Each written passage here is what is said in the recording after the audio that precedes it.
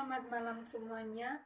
Di sini kami dari kelompok Tulodo akan mempresentasikan artikel milik kami yang berjudul Pembelajaran secara daring di Indonesia.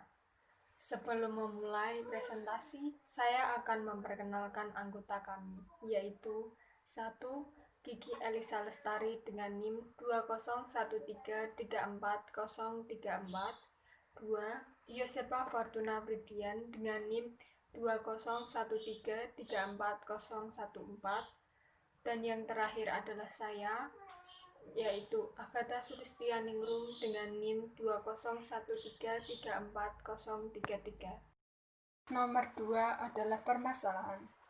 Permasalahan yang melatar belakangi kami untuk menuliskan artikel ini adalah: yang pertama, dikarenakan pandemi COVID-19 yang melumpuhkan seluruh aspek, khususnya dalam bidang pembelajaran. Kedua, penerapan metode pembelajaran daring yang diberlakukan oleh pemerintah.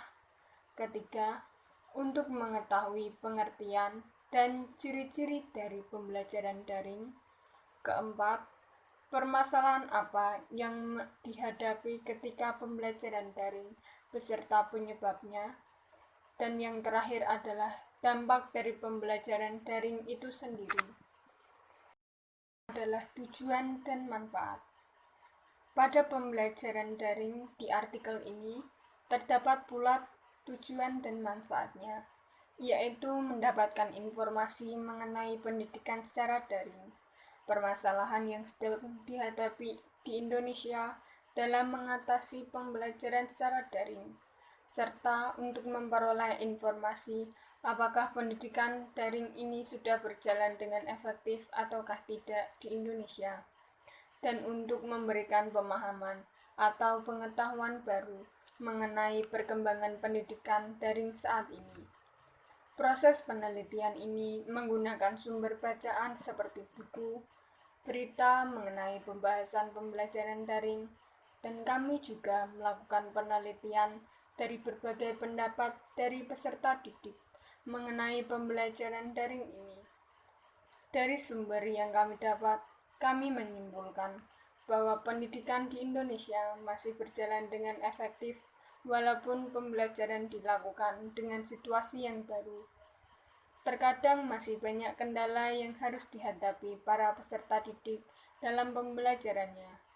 Tetapi, jika disikapi dengan kerjasama antara guru dan murid, maka pembelajaran ini akan berjalan dengan lancar sampai situasi membaik. Yang selanjutnya, pembahasan. Menurut Kamus KBBI, istilah daring memiliki arti terhubung melalui jejaring komputer, internet, dan sebagainya. Sedangkan menurut kami, pembelajaran daring adalah pembelajaran yang menggunakan model interaktif berbasis internet dan Learning Management System atau LMS. Dengan model pembelajaran daring saat ini, ada beberapa peserta didik yang menerima pembelajaran daring. Alasannya karena model pembelajaran daring yang lebih santai, menyenangkan, fleksibel, dan efisien. Namun tetap saja, di balik berbagai hal positif yang diterapkan dari pembelajaran daring, ada juga permasalahannya. Berdasarkan penelitian yang kami peroleh, terdapat beberapa kendala, yaitu jaringan internet yang tidak stabil. Lalu juga sistem belajar seperti membutuhkan kuota ekstra sehingga lebih boros. Kemudian, laptop atau gawai bermasalah ketika sedang ujian atau server error, dan kurangnya pemahaman mahasiswa.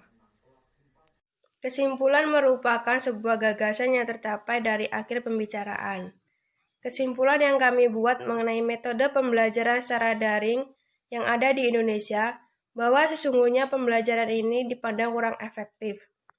Hal ini dikarenakan adanya kendala-kendala yang dirasakan oleh kaum pelajar maupun mahasiswa. Dan hal ini juga disebabkan kurang terbiasanya mereka dalam pembelajaran jarak jauh.